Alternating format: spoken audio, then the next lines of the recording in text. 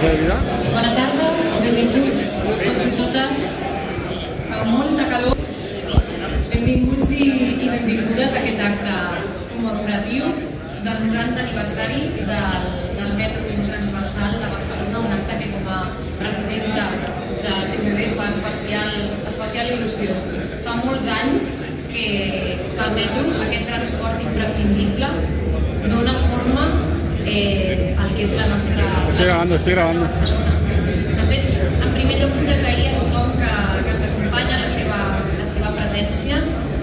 Va ser un 10 de juny del 1926 quan es va inaugurar aquest primer tram de la línia de metro transversal de Barcelona, que era l'embrió de l'actual línia 1, la vermella. S'inaugurava entre les estacions de Bordeta i Catalunya, un tram ben petit. El transversal no va ser el primer metro, va ser el segon ferrocarril suburbà de Barcelona. 2 anys abans, el 1924, el Gran Metro, s'anomenava així, el Gran Metro, s'havia avançat amb el tram Catalunya-Lesseps, que avui forma part de la línia 3.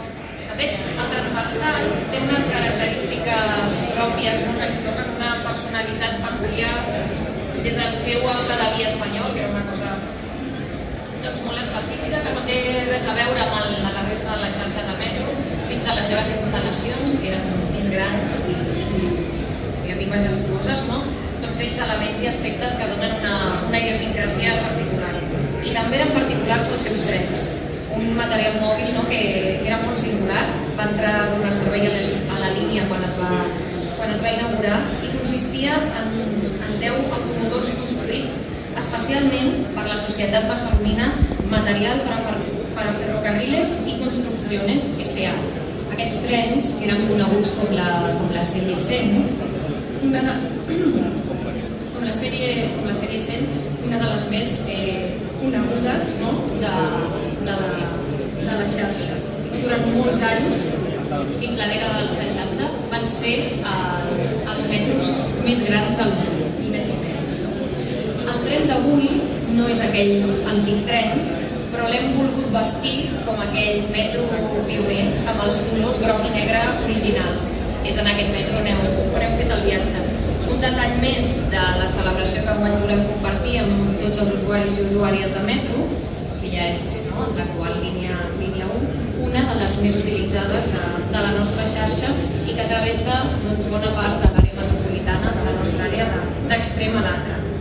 A l'interior d'aquest tren hem pogut, d'aquest tren vinilat, vestit, disfressat com aquest tren original de la sèrie 100, hem pogut veure algunes imatges dels seus equipaments, de la inauguració, de la construcció, amb aquesta voluntat d'homenatjar el metro transversal.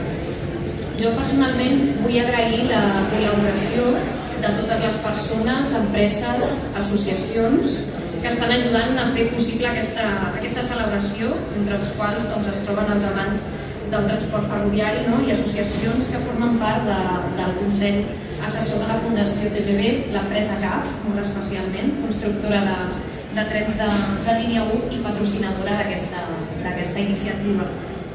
També vull agrair als autors del llibre El metro transversal de Barcelona, 1926-2016, que han estat capaços de recopilar amb gran dedicació tota la seva història i informació i il·lustrar-nos-la amb un material gràfic esplèndid.